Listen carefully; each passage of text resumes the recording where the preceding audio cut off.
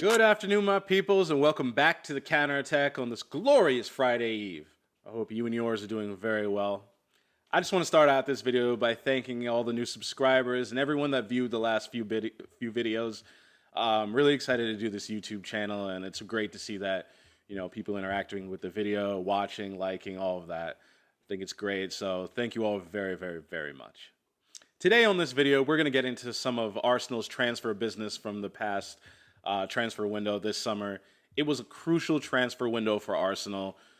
It was a crucial transfer window for Mikel Arteta and Edu. They really had a lot of work to do, a lot of dead wood to clear out, and they had to bring in a pretty significant amount of footballers that can make a difference at Arsenal, because we really need it very much, very desperately. We had 6 incomings this summer, 3 that I can say that I expect to be starters, that I expect to contribute right away, and 3 that I think are largely going to be backup players or ones for the future.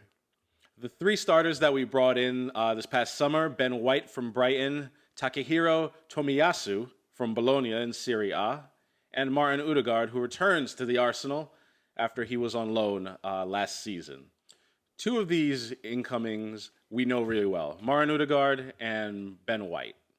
Ben White, 50 million from Brighton. I feel that's a really good purchase. I know some people are pausing a little bit about the transfer fee. 50 million does seem like a lot.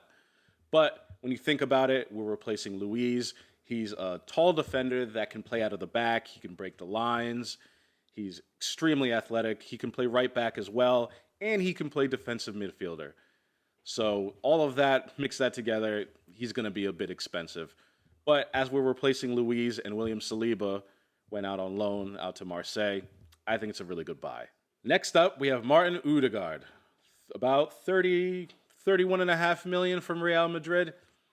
Another good signing. We need someone in the middle of the park that can open up the right-hand side of our attacking play. And Martin Odegaard, and we saw it several times last year, especially against West Ham, just how good he is at that job. Creating chances is something that we struggled with all last year.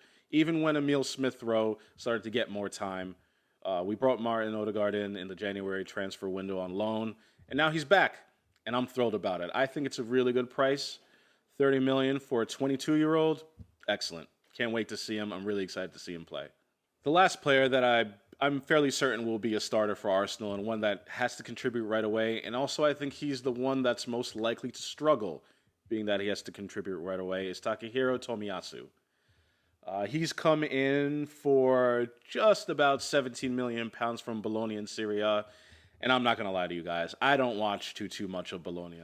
I don't watch too much of Serie A. So I didn't really know a lot about him. I had to go and watch some of those analytical YouTube channels to find out just what he's all about.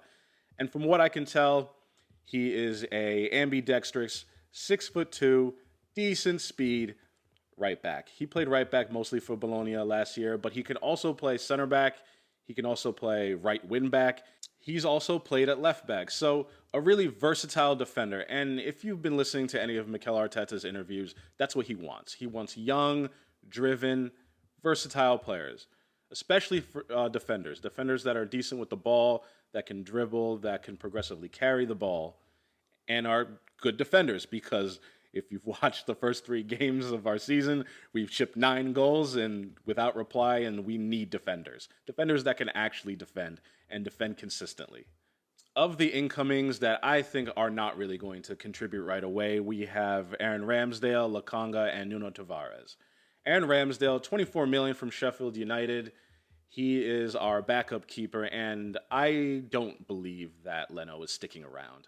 I think he'll be gone either in the January transfer window or in the summer. So I think Mikel Arteta is looking around. He looks at Ramsdale, and he thinks, this guy might be my starter eventually. Ramsdale is a decent keeper. He played in a horrible Sheffield United team, so that kind of brought down his statistics, and he looked like he was getting beat all the time. But he's a decent keeper. He made the England squad. He's decent with his feet, as we saw against West Brom. He's a good shot stopper, and he's homegrown. 24 million, I don't think that's a bad price. I've talked about Albert Sambi Lakanga multiple times on this channel, and I'm really excited about him. While I think that Partey and Xhaka are going to be the ones starting for the most part, especially in the Premier League for Arsenal, I think Lakanga is a great player. Come in for just under 16 million pounds from Anderlecht in the Belgian league, and looks like a tidy midfielder. Good at passing, athletic, smart, good at breaking the lines. He's much more mobile than Xhaka, and maybe even a little bit more mobile than Partey. So I'm really excited about him. He really won't start that much, and I don't think he should. He's quite young. He's just starting for his national team, and I really think he needs to bed into the Premier League. Outgoings, outgoings, outgoings. Clearing out the deadwood, extremely important for Arsenal. We had a bloated budget of players that really could not do what Mikel Arteta wanted. They just simply weren't good enough. So we really need to clear the deadwood out. And this is where I'm a little disappointed, just a tad disappointed. I'm fairly happy with our incomings. I felt we possibly could have gotten another midfielder, maybe even a striker. But those two positions, I think, were very dependent on who we sold, sent out on loan, canceled their contract, all things like that. My biggest disappointment are the sales. We only had one sale this year. Joe Willock to Newcastle, someone that I'm sad to see go a little bit. You know, he's a Haaland boy, came up with Arsenal. His brother was also at Arsenal for a while, and now he's gone. 25 million to Newcastle. Decent piece of business. Arsenal have a habit of hanging on to players, young players, past their, not really expiration date, but how useful they are to Arsenal. If we can't sell our players for either breaking even, just barely breaking even, or for a profit, that's a problem. And that's a problem we've been dealing with at Arsenal for quite some time. So only one sale here, Joe Willock to Newcastle United. Pretty disappointing. We had one free transfer. Willian canceled his contract. And really, I just want to take the time to say that while Willian, it was a bad signing. Pretty bad signing. I was very disappointed with him. He just didn't look like he was interested or involved. But apparently, according to Goal and The Athletic and the In the Know accounts, he canceled his contract and wrote off and decided not to hold the club to the remaining amount of money that we owed him, which was quite a significant amount, being that he came over on a free transfer from Chelsea and he was on huge wages to begin with. So credit to Willian, leaves the club, which is held out of high dignity. I really just have to thank him for that because we need every penny we can muster. We've had 6 players leave out on loan. Saliba, Guendouzi, Nelson, Bellerin, Runerson, and Torreira. Torreira and Bellerin, they left for Real Betis and Fiorentina in Serie A, and I really don't think we're going to see them again. I think both of them, at the end of their loans, are either going to sign for those clubs for whatever fee that we agreed with them, and that's the last we'll see of them. Guendouzi and Saliba both went to Marseille, and I believe we've seen the last of Guendouzi. I'm pretty disappointed in that. I liked him as a player. I thought he always fought for the badge, but clearly he just rubbed Mikel Arteta the wrong way. William Saliba, I really hope we see him back again in the Arsenal colors. I understand why he's gone on loan and why some people think that he's been mismanaged by Arsenal. But Saliba's had a lot of things happen to him ever since he signed for Arsenal for 30 million from Saint Etienne. He's had a loss of a parent. He's had a big injury. His loans haven't exactly gone as he wanted. So I'm glad he's out there. He's doing well in Marseille. I watched a bit of Liga, and he's doing quite well in Marseille, putting in man-of-the-match performances. And I hope he continues, and I hope to see him back at the Arsenal next season. The last two, Reiss Nelson and Runerson. Runerson, I don't think there's much to say in that. He looked completely out of his depth at Arsenal. And the League Cup game where he threw a Riyad Mahrez free kick in our own net was really just something to behold. He just looked way too nervous. The goalkeeping coaches, I really got to look at them. They should not have thrown him in at the deep end like that. He's gone on loan to Leuven in the Belgian league. I really don't think we'll see him again. I think after he's done with that loan, he'll come back and I really think he's done. Quite unfortunate for his career, how it went here at Arsenal. The other one that we have up here is Reiss Nelson.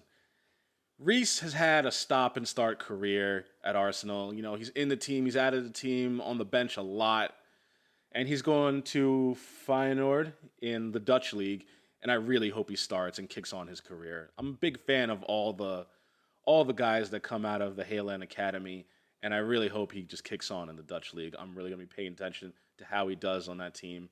I really want to see him progress. I want to see him contributing to goals, getting assists. That's really what I want to see out of Reiss Nelson, and I'd love to have him back at the Arsenal, but I'm not sure. I think it really depends on how he does in Holland. So we'll see. A few of the players I'm a little disappointed to still see at Arsenal because I thought they would be gone. I thought they really needed to have this clear out are Kolasinac, Lacazette, and Eddie Nketiah. I don't really know what's going on with Kolasinac. We have a backup left back. We have ostensibly a backup left center back in Pablo Mari when Gabriel gets back. I really don't know what he's still doing at Arsenal.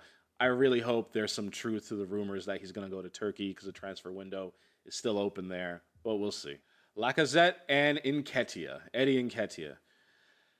It seems like Lacazette is going to see out his contract.